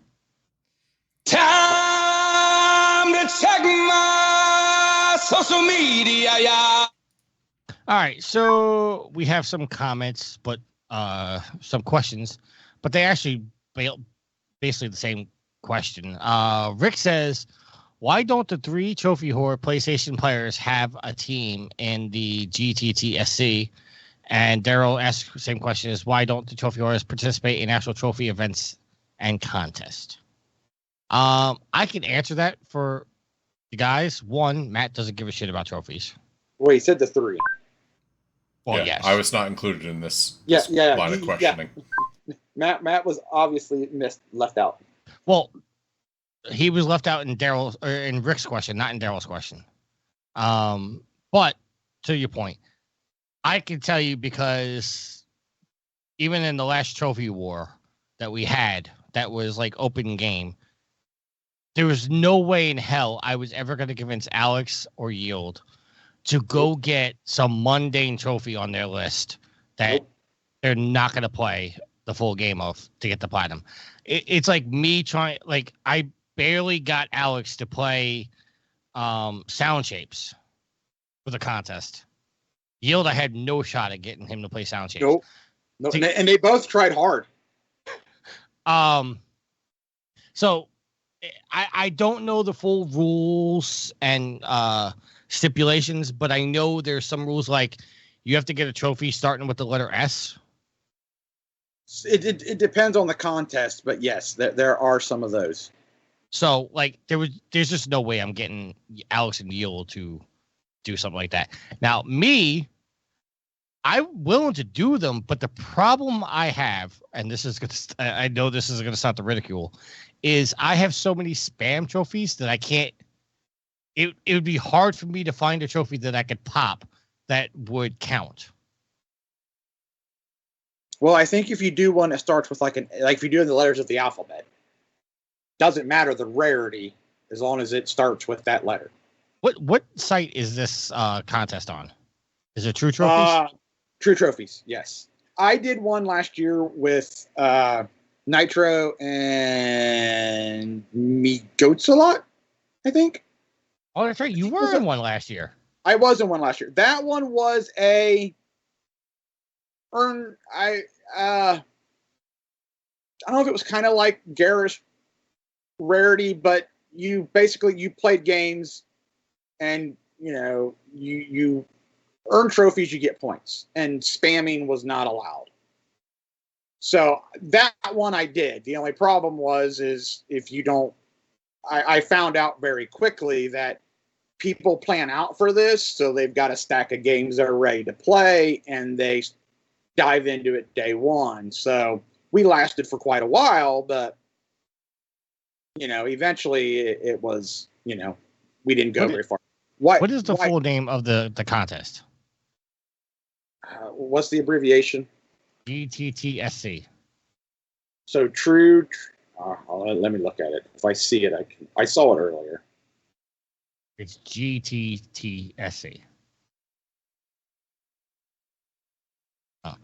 While we're waiting for something. Anyway, so the reason I don't get into a lot of these is, one, I'm not going to take months to plan ahead and run through games in this small amount of time. I play games at my pace. If I go to do one of these competitions, I'm going to want to put forth my best effort, and I'm just not at that competitive spirit right now to be like, all right, we're going to do this and I'm going to go hard. To Daryl's question, after the Great Trophy War, the only way I will do a trophy competition, in essence, against somebody else would be very strict rules. And also to your question, I am in a trophy competition. I'm in Garrus. So we do compete. We just don't compete with other sites and on a mass scale. Okay, I Googled it. It's the Great True Trophy Score Challenge. There you go. That's what it is. All right. So Alex, that's some reasons why I don't do it. Alex, your thoughts? My answer is pretty simple, and I don't want to do another trophy war or anything. And even, doing the rarity event last year took it out of me because I was, heavily competing in that one. Whereas this, where I'm not really competing. I'm just kind of playing what I'm going to play. And if I get points, I get points. If I don't, I don't. I don't like deciding what I'm going to play based on having to be part of a competition, competing with other people, rankings, whatnot, because that then dictates what I play. I want to dictate what I want to play.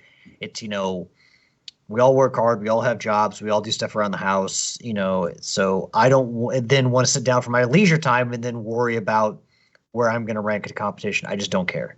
So I don't want anything but my own personal taste deciding what I play. Can I just say, Alex summed up my entire gaming philosophy in just a couple sentences?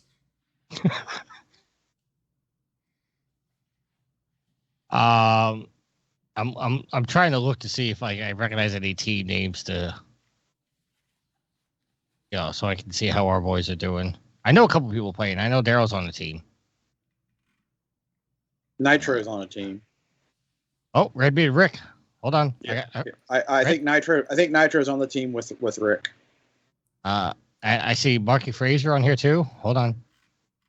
Can I see what team they're on? Should be able to.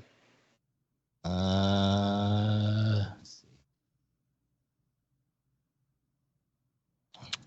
Individual. So okay. So that now I thought about it. So it sounds like last year's competition, where every trophy you earn on their site is awarded a point total. And then as you get those trophies, obviously you score points. And then there's a cutoff every, we'll just say 3 weeks. And if you're not above that cutoff point, then you're eliminated. And then every 3 weeks, the cutoff line, keeps moving up and up until there is only one. There could be only one. Yes. Oh, by the way, Henry Cavill's doing the highlighter reboot. I saw that. Yeah. Okay. I see Mark Fraser. I'm trying to see. Doesn't tell me what game he's playing. I don't know. I have to look into this more. All right, moving on. But that was basically the questions. I think there is one more. There was one more. There is one more, and it was in chat. Saber wrote it up and said, "Here's the question: why is Wukong Black Myth Game of the Year?" But also, what Wii game would benefit coming over to other platforms? Mario. I actually think Mario Galaxy would do gangbusters on other platforms. On the other platforms? Yeah, that would be. I mean, obvious Zelda. I mean, if you're talking specifically about the Wii, Twilight Princess. Was Twilight Princess on the Wii? It was on the GameCube and the Wii. I would say Skyward Sword. I was disappointed with Twilight Princess. People give Skyward Sword too much crap. They do, but it's also the worst 3D Zelda. I'll say that unequivocally. Yeah, it doesn't tell me what team they're on. Topic of the week. I'm moving on, Matt. Okay, I'm moving on. All right, let's get to our topic of the week. I'm going to throw this to Matt because Matt's the one who put together this whole thing. And he already told me that the way he's going to be running, so I'm going to let Matt run it. Yeah, so basically, Gamescom was last week, and there was a whole slew of announcements, but the only thing I actually care about is Monster Hunter Wilds, so that's what we're talking about this week. Thoughts of everybody? Nope. Okay, moving on. No. Hey, Halloween's not too far off, and I like monsters. There were actually a lot of things announced during Gamescom, and I'm going to go over these different things and trailers and teasers and I'm gameplay. Actually excited for a handful of games for next year. So, awesome. Then here's what we're going to do. We're going to talk about each of these things in succession. So the first thing that kind of came up was the Borderlands 4 teaser, which was just showing like meteors crashing into a ground. Somebody pulls up and it's a Psycho mask. And, I'm as much of a fan of Borderlands as the next guy. And I'm like, maybe no. Maybe you didn't need a teaser just for this. Yeah, Yield, you were so excited. We'll go to you first. So I kind of feel the same way, Matt. I saw the Borderlands 4 teaser trailer. I think shortly after he announced it, it popped up on Facebook. And I was like, well, okay, you got to sell me on it. Because, I mean, you and I have talked. 3 is the weakest of the games, in our opinion. And I don't have the desire to finish 3. I'm going to make myself do it. And you're going to have to sell me hard on 4. So your marketing is going to have to be spot on, because I'm not just going to line up and be like, ooh, Borderlands 4, show me the release date and I'm pre-ordering it. That's not happened this time around.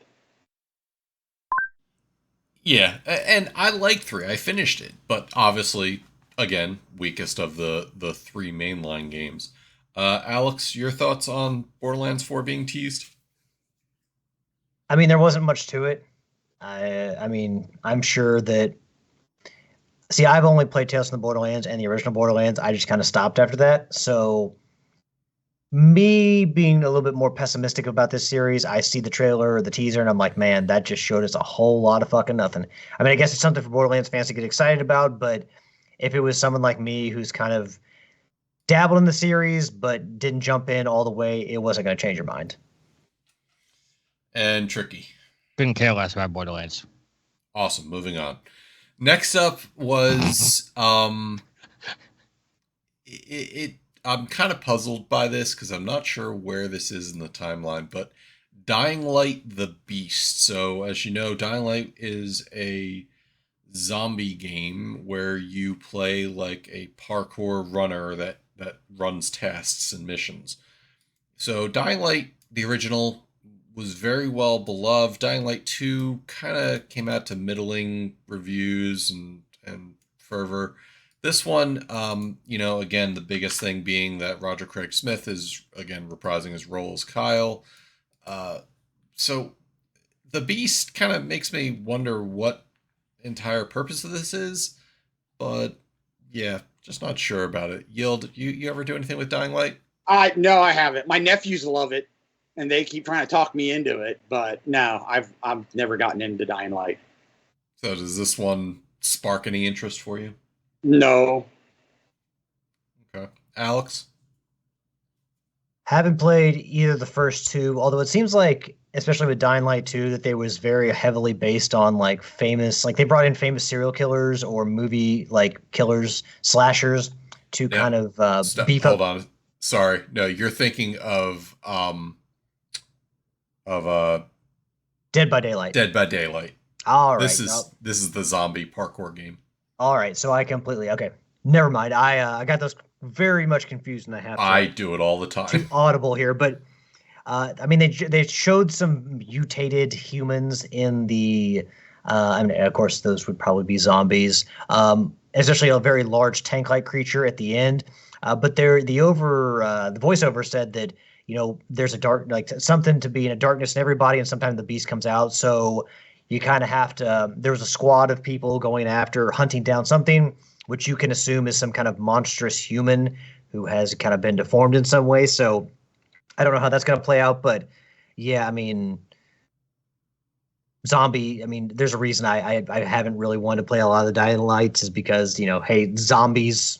I'm just kind of over them. So, yeah, it seems like they're more playing up in this one, since that was, one of the big points that ended the trailer, is they're focusing on what human beings can become and kind of what havoc they can wreak when they've reached a certain point. So again, not for me, but maybe it's kind of a turn in the series where, I don't know, maybe they're going to do something new. Okay. And Tricky, it's a first-person game, so I don't think it's something you play. Not at all. Got it. Civilization 7 gets a release date. Hint, it's February 11th, 2025. There's been 7 of these games. Any of you guys play Civilization? Alex, have you done that? No, the kind of world-building stuff outside of, something easy like Animal Crossing isn't for me. It's just too much for me to want to do. V is in chat, and she absolutely loves Civ, so she says yay. Tricky, you ever do these types of games? No, they're somewhat appealing to me because I do like city building. I was a big Age of Empires fan back in the day. I think I've just grown out of it where I just don't care about those games anymore. But if I was to jump back in, I think I would jump back in with Civilization. I just have no desire to right now. I get that. Gil, do you ever do these games? I haven't. I never cared for the SimCity back in the day. It's one of those games where, like, I want to play it, but I know I can never get my city to look like how I want it to look like, if that makes any sense. Like the way I picture it in my head will never come out the way that I actually do it in the game. And so I've just never dove into one of them. The only one I really enjoyed out of them was Civilization Beyond Earth, which was a very sci-fi oriented one. And you had a lot of sci-fi vehicles and units and things like that. That's what made it neat. The old one, the traditional style where you go through Stone Age to current modern era, it's okay. You know what the problem is with Civilization? One game can last you 48 hours in real time, and I don't have time to put that into a game. So hope everybody who enjoys Civilization will get a kick out of that one. Next, Indiana Jones, The Great Circle for PS5. Again, it's releasing December 9th and for the Xbox, but it's going to be later in the spring for PS5. I know we talked about it ad nauseum. Anybody else have anything they want to add to that? Nope. Good. Nope. Glad we're getting it. Okay. I do want to say that I think it's funny how the game looks good. Indy looks a little bit younger than I think he should. And Troy Baker's going to have a hell of a task ahead of him trying to fill Harrison Ford's shoes. Hopefully he can make that happen, because he did say in an interview that he's really, like, he can't believe he's actually doing it. Like, you never think that you're going to be Indiana Jones, and now he's stepping in this role, and it's big for him. So we all understand that. But it's going to be weird that, you know, originally when Uncharted came out, we were comparing it to Indiana Jones and other stuff, and now we're probably going to be comparing this game to the Uncharted games. Uncharted? Yeah. So we'll see if it can hold up, because, again, the Uncharted games are so damn good that now we're probably going to be comparing an indie adventure to Nathan Drake and his adventures. Marvel Rivals gets a release date, December 6th, and all heroes will be free to play. I don't know if that means that it's going to be free to play forever, or they're going to do a traditional MOBA rotation where certain heroes are available at certain times and you have to buy them if you want to permanently unlock them. Tricky, you don't do any MOBAs, do you? Nope. But, I mean, this one does appeal to me just because it is third person. It is Marvel. And I'm a big Marvel guy. I don't think that I'm going to play this, but I may give it a shot. Yield? I suck at fighting games, so I just avoid them. Well, it's not a fighting game. Oh, it's not? I thought it was a fighting game. No, it's a third-person MOBA. Characters. Yeah, exactly. Oh, well, then I need to look at it to see, but... And Channel 3 GG is in the chat. One of the admins/founders says Ray is a big fan of Rivals, and they say pretty sure free always as an FU to Overwatch 2. That'd be neat. I would like that. Alex, you gonna do any Marvel Rivals? You know, despite being marveled out, I just haven't paid much attention to the game. It being, Overwatch. I didn't jump into Overwatch. I don't know. You would think that me being burnt out on one and then never really taking to the gameplay style of the other would kind of preclude me forever trying this game. But, you know, despite the fact that I don't want to go pay to see a Marvel movie these days, I don't know. I haven't played a Marvel video game in a long, long time. So, I mean, if this game is fun, maybe. I just haven't really paid enough attention to it to say one way or the other. Go play Marvel's Avengers. Yeah, me and that one other guy will have a lot of fun. I you say that as a joke, but I did some matchmaking the other day, and for about 20 minutes, nobody came in. See, that's why you're trying to convince me to do it, so you'll have somebody to play with. No, I mean, I don't really need you, but I was just trying to do some AFK farming, which is apparently I got myself in trouble the other day. But that's a conversation for another time. I may try this out. Again, I am MOBA'd out. I've played a bunch of different MOBAs, but is something appealing about, the different characters they have in there. So I may give it a match or two, and we'll see from there. Mafia, The Old Country, got a teaser trailer. And Mafia has been a storied game series that it's been here for a couple decades. So I think one of the things I read was that they're really focusing on what it means to be over in Italy and how things were back in the day. But I've never really been into a Mafia game. What is this term, Mafia? It's this fantastical group that these people think are criminals. Anyway, The Old Country. What do you think? I'm sorry, I'm laughing because I get the reference. Yeah, I never played any of the Mafia games, so it looks cool, but I don't think I'm going to be playing it. Alex? Yeah, open gangster games, that kind of stuff, it just don't appeal to me anymore. And I don't know. Chances are, who knows? These games are popular. I may like them if I tried them, but just the whole Mafia thing, like back when I was playing Grand Theft Auto 3, yeah, I was more open to it. But nowadays, it's just not really the kind of sandbox I like to play in. I'm more fantasy stuff like that. All right, Yield. The trailer looked nice. I'm interested to see some gameplay. I enjoyed Mafia 2. I have Mafia 3 in my backlog to play, so I'm excited about this because I like a good gangster video game. All right. Next up, Masters of Albion, a Peter Molyneux game. So Peter Molyneux's back, and it's not making Fable, but Fable adjacent, Masters of Albion. To be honest, I didn't watch very much into the trailer or kind of see what it was all about, but I know while we're all waiting for Fable, Peter Molyneux's coming in here with his game. Alex, do you trust Peter Molyneux to give us a good game again? I don't know. I saw something the other day where it says this is probably his last game due to his drinking and smoking. I don't know what that was all about, but I was like, this dude has made a career out of overselling and under delivering. I know that scamming was people.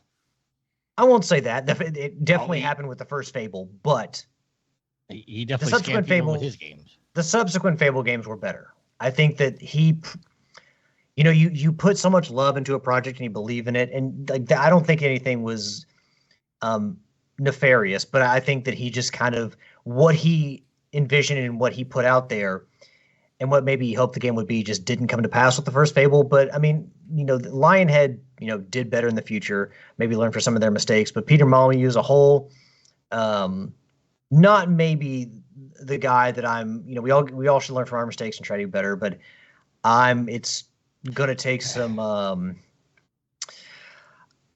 quite a bit of gameplay video, maybe even a demo for me to buy into what Peter's selling these days.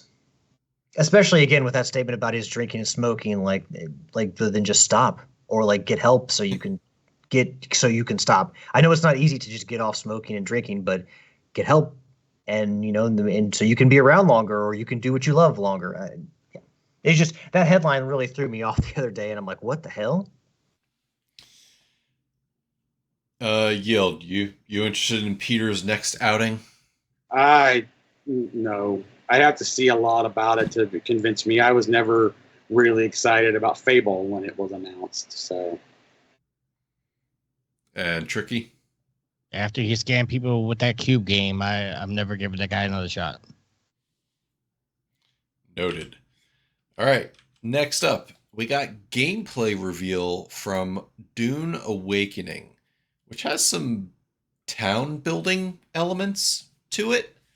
So therefore, it's kind of like an action town builder. Anyway, I'm not that storied into the Dune series, so I'll probably be skipping this one. But Tricky, I thought you said you might be interested. Yeah, I have no interest in Dune at all, but watching the gameplay, I was kind of interested, and I was like, I might give this one a shot. Okay. Yield? What I saw from the trailer was nothing to make me overly excited for it, and I also think that isn't it like not really a PvP, but isn't it kind of like you versus other players, or your group versus other players? And that even made me cringe. But it did look good, visually wise. Yeah, there is always something about a sandworm just erupting from the desert. Yes. Alex? Personally, I prefer the sandworms and Beetlejuice, but that's just me. This very much comes across as a game, I shouldn't say game, but as something I would rather watch as a movie than play a game of. We watched the first part of Dune. We have not seen the sequel, so we do need to still watch that. But we like the first one, and I don't know. There's just something about it where, to me, I'd rather watch it unfold on a movie screen or a television screen with me not having a controller in my hand. That said, this is one of the few trailers I did not watch from Gamescom, so we shall see. But it's just, to me, probably better in movie format, if you ask me. All right. Next, we got... Hold on. Just catch up on chat a little bit. Saber says all the Mafia games were excellent. 3 is unbelievably good. He also says, you need to have me on the show because I could talk about Peter Molyneux for at least 15 minutes, and it's nothing but pure hate. Peter is such a liar. And by the way, the original name for Fable was Project Ego. Noted. Moving on. Batman Arkham Shadows VR got gameplay trailer, and you get to be the man behind the cowl. And really, it was interesting because you face each enemy and it gives you options on how to engage them. I don't know how interested I'll be in it. Again, I have Batman games. I've never really completed them, so I'm not really looking too forward to this. Yield, I don't think you have a VR headset, do you? No, I don't. So I didn't even bother looking at the trailer because I'm like, I don't have VR, so it could be totally awesome. And I won't know. All right. Alex? I actually went to watch this trailer, and then I saw this VR. I was like, well, you had me somewhat excited when I saw Batman Arkham coming back, and then I saw this VR. It's like, well, can't play this, so who gives a shit? And Tricky? I was interested until it was only coming to, what is it, the MetaQuest 3? Yep, yeah. No. It's not so even much coming for to that. PlayStation VR 2. So much for that hunk of plastic and metal at PlayStation and Jimmy Ryan put out. And it's also disappointing that people have been hankering for another Arkham game, and then you put it on a VR headset. It's just, I don't know. If this was a console game or even a PC game, I think a lot more people would be interested in it. But it's a VR headset that's only going, or a VR game that's only going to one headset. It's not going to any of the other ones. That's just disappointing. Yeah, and it's going to suffer for that, I guarantee it. Though, there's hundreds of thousands of MetaQuests out there. Just not everybody's going to be playing Batman. Don't Nod gave a newest reveal of their new game, Lost Records. So I'm skipping that one. Alex? Don't nod. Not getting the nod from me. Know what I mean, guys? Yeah, You're not a Life is Strange guy? I played the first one and have not been interested enough in that series to play another one. I think it was one of those games that I finished purely for the trophies, but not a fan. Same as me. Yield? I didn't really look into this game, so I really can't say. It's not one that a developer that grips me. I'll put it that way. I'm very much the same. Tricky, how about you? Yeah, I don't think I'm going to be playing this, but I do have a question for you guys in relation to this. The fact that they're releasing these games episode by episode, kind of like how Telltale did their games. Do you guys feel like that's a good marketing strategy, that they put out their games in chunks rather than put out the full game?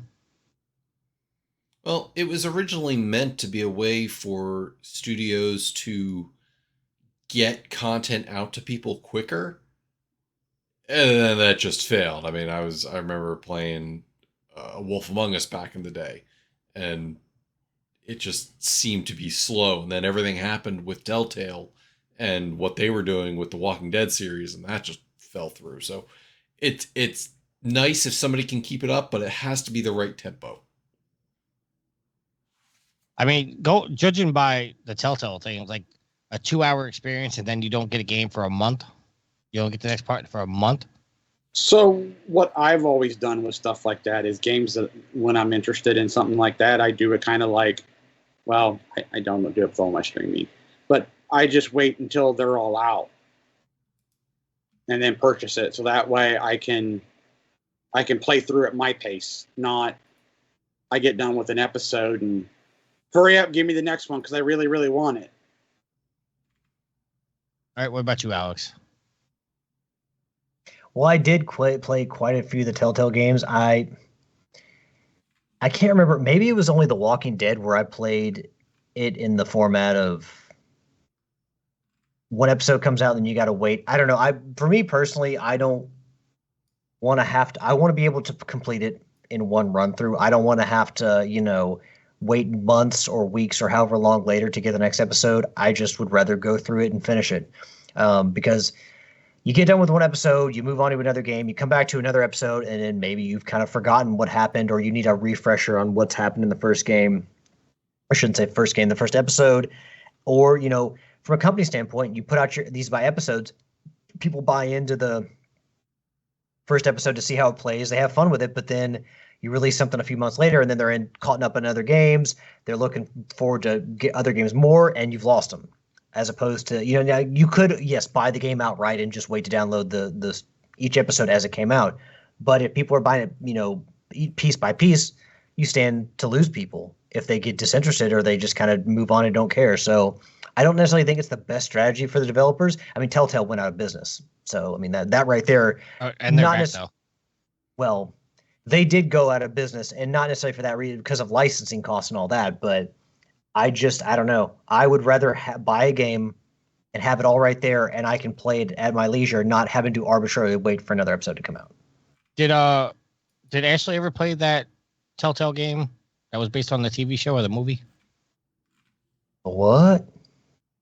She made the comment that what was the name of that game? As far as I know, the only Telltale games she has played are Tales from the Borderlands, New Tales from the Borderlands, and then Wolf Among Us. The Expanse, that's what it was. The Expanse. I do not think she has, but also we haven't even finished the first season of The Expanse. Like, we sat down to watch that series on 2 separate occasions and haven't gotten past the first season. So, yeah. All right, that says enough. All right. Next, they did a campaign gameplay reveal trailer for Call of Duty Black Ops 6, which I will be skipping because I don't play Call of Duty. And I have no idea. I have no idea why they show us campaign gameplay because nobody gives a shit about the campaign. They all want to play multiplayer. So why even show us a campaign? Because people did complain that it had no campaign. No, put a campaign in the game, but show us the multiplayer because that's what people want to that people give a shit about. Especially when the developers were out there touting the zombie mode and what they're bringing that for that this year. So show us that. Yeah. Alex, Call of Duty 6 campaign. You playing? The fuck do you think, Matt? Moving on. Day one purchase. Goat Simulator. I wouldn't play that game even if someone bought it for me. Yill's making the day one purchase of the next game. I am absolutely not. Goat Simulator Remaster, and I put the note insert goat stream because that's exactly what they did. Yeah. Goat You're Simulator not gonna play Goat has Simulator? its popularity. No. You're not gonna play Goat Simulator, Guild? Oh, I haven't played it. I have no desire to play it, and I will not play the remaster. Why? There are better games. Alex said it perfectly in our chat. There are plenty of games begging for a remaster, and we wasted the money on a Goat Simulator remaster on a game that came out on the console before and is available to play on this console now? Is it? Why? It is. My question, and I'm asking this as like a joke, really, but Okay. do you think I don't think anybody here is gonna be able to answer this properly, but at how bad the hitbox it was with Flappy Goat? Do you think they fix it for the remaster or they leave it as buggy as it was?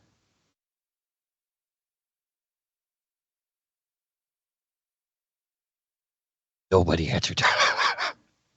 Oh, I thought you were asking specifically yield. Oh, no, I think they leave it as is. I think if it was a remake, maybe they will change it, but because of how infamous it is, I think as a remaster, they'll leave it. Yield.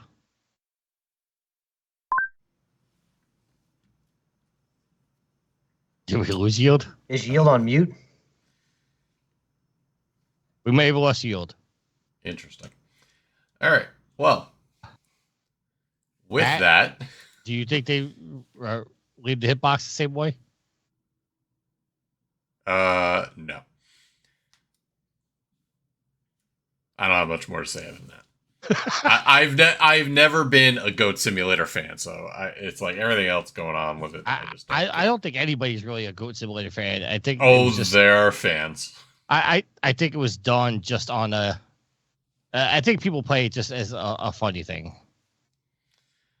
All right, and then moving on with the final item I have on the list before I go to you guys with anything that might have been missed. As I mentioned earlier, a new Monster Hunter Wilds trailer featuring 2 new monsters was introduced, and then we got a whole bunch of demos and gameplay videos that came out as part of it, including Ryozo Sugimoto, who is the producer of the Monster Hunter series. He was on stage with his game director and other people playing the game, showing the new mechanics, and I cannot be more hyped. Like, if you're looking at 2025, and you're looking at Grand Theft Auto 6 or Monster Hunter Wilds, and if you said, Matt, you can only buy one, it's going to be Monster Hunter. And I'm excited for everything they're doing with this game. It's going to be kind of a repeat of what they did with Monster Hunter World, at least from a graphical and mechanics gameplay, whereas Rise had, a verticality to it. This game's going to be a little bit more, I don't want to use the term open world, but you get your map and you can go out and hunt at your leisure as opposed to just getting up a quest and going out to the field. I know Yield was playing, and he's not here. He's not back yet. So, Alex, I'm not sure what your pedigree on Monster Hunter series is. My pedigree is absolutely 0, even though, to be fair, you would be probably pretty well off guessing that I've played quite a bit of Monster Hunter. I just never have. Okay. Tricky, I know Monster Hunter is not your cup of tea. It's games that I want to play. I just sorry, Yield's texting us right now. You heard your phone. How about you shut your mouth? That's I have that ringtone just for you, by the way. Yeah, Monster Hunter games. I want to play them, but I played the last one, and I think it just I was turned off by how weird the battles were. It wasn't like it was a Dark Souls game hard, but it was just, I don't know. I expected the fights to go a little differently, and they just didn't, and it turned me off. Okay. And that was all the notes I had before we close up the show. Alex, were there any other games from Gamescom that were not called out here that you were interested in? One, yes, and another one I just want to make comments on. The first game, the Starship Troopers game, feels very odd for it to be coming out following up Helldivers, because when I looked at the Starship, I mean, a lot of people look at Helldivers and call it, basically Starship Troopers. There are some differences to the game, but really what I saw was this very cartoony art style to the game, or at least a less realistic, more cartoon art style to it, and it kind of threw me off.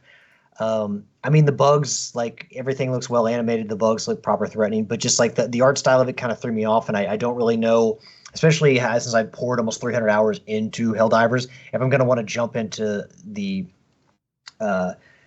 actual Starship Troopers game that's coming out this year. I think it's October. It's October 11th. It's early October, but early to mid October. But it was cool because they had Casper Van Dien at Gamescom. He's been playing the game. He was talking about it. So that was a cool thing. Just the game itself. I just have put too much time into Helldivers for this game to really steal any of my time this year. But the game I probably was really most intrigued by was a game called Mouse PI for Hire. And the best way I can describe it is it looks a lot like Doom, but also in a very old, like, cinematic aesthetic, like kind of Cuphead. So like if Cuphead and Doom had a baby, gameplay like Doom. It's a first-person shooter, but the art style is very much like 1930s, black and white, almost kind of like a Steamboat Willie kind of thing. And it looks really cool. So I looked at that and I was like, oh man, obviously I played Cuphead, loved Cuphead a lot, and just kind of like that old school animation is something that I do enjoy. But yeah, that game was very intriguing because you're not going to see anything else like that. So yeah, it was fun to hear the developers talk about that game and just kind of see gameplay. And so again, Mouse PI for Hire is a game that I'm probably coming out of Gamescom more intrigued by than anything else, just because of its novelty. Okay. Tricky, any other Gamescom announcements that intrigued you? I'm looking over the list while I find some games. Little Nightmares 3. I think you'd be interested in that, aren't Alex? I played the first one. I did not play number 2 yet. All right. I'm not keen on the games where you have to run away and you can't really defend yourself. Don't get me wrong, the first game wasn't bad. I just prefer to be able to defend myself in a horror setting. I hear that. And I know Yield is not here and he's not going to make it back, but he did say that he was interested in Parcel Cores. Don't know what that is. The description says it is an action adventure game with 3 rival firms are vying to be the fastest and most reliable bicycle couriers in town. I didn't look at the trailer, but there is gameplay out there. But now the only game that I'm really looking forward to, and I say that with quotation marks, is Dune. Nothing here announced really got my attention.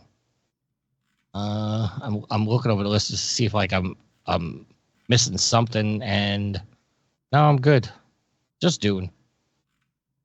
Okay. Well, Tricky, I'll throw it back to you to close out the show. All right, we're gonna close out the show with some shout outs for the live viewers. We're gonna throw it to Yield because we're gonna patch his shout outs in on audio. But all right. Alex, your shout outs. Give a shout out to our listeners, the fuel to the fire, this Trophy Whores, our awesome community. Thank you all very much for helping continue this crazy ride we're on. You guys thrust us forward and the reason that we keep doing it. So thank you all very much for your continued support. Shout out to my co-host Tricky, Yield, and Matt. Last but not least, really, a shout out to Ashley. I love you, hun. And yeah. That's going to bring me to the end. All right. Yield your shout outs. All right. Matt, your shout outs. Shout out to the Trophy Wars community. Shout out to you gents for recording tonight. Shout out to Saber, who was in chat. Dan Tucker, who was lurking in chat. Channel 3 GG, who was in chat. V, who was in chat. Thank you all to listening and to hearing us ramble week in, week out. Shout out to the Channel 3 community. Make sure you go over to channel3.gg to gamify your social media and play some mini games and earn some XP and have fun with us. And finally, shout out to Will, who makes the thumbnails for our show, and shout out to my wife V for everything you do. Thanks. Yeah, I got a lot of hate this week for that the last thumbnail I told Will, but I love it. Yeah, I denied it, and you still put it up, you fuck. What do you mean you denied it? Yeah, that thumbnail does not represent the opinions of everyone on this podcast. Really just Tricky. Whoa, I didn't make it. And I denied it, and yet you still put it up. What do you mean you denied it? Where did you deny it? I told Will denied. Oh, I didn't know that. When would I have agreed with that being the thumbnail? I don't even have to say. Oh, hold on a I second. disagreed. Hold on a second. Wait. Are you denying it because of what it said? Because that's not the hate I was getting for. Yeah. Oh, it was. you mean the abundance of cleavage? The abundance of cleavage. Everybody was. That's what I was getting the hate for. I hated it because it was not a true statement. Oh no, the statement's true, and people have agreed with me. Do your fucking shout-outs. Don't curse at me. Shout out to the goddess. Shout out to Sweet Mama. Shout out to everybody in the chat. Shout out to Dex, who has been coming into the Twitch chats, into the TikTok chats. Shout out to everybody who listens to the show. Go listen to Gareth. The rarity update that was released a couple days ago. If you listen to the audio version of this today, if you're watching this live, and if there's nothing else, until next week, happy trophy hunting. Later. Sorry, I was waiting for you, and I forgot he wasn't on here anymore.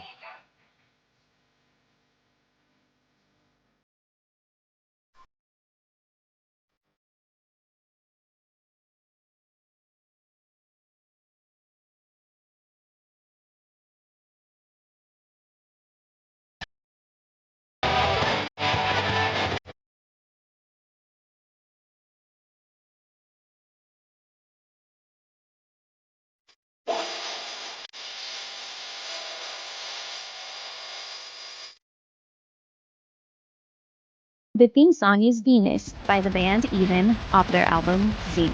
Permission granted by the band and or Stone Records. You can find them on Facebook by going to www.facebook.com/EvenPhilippines.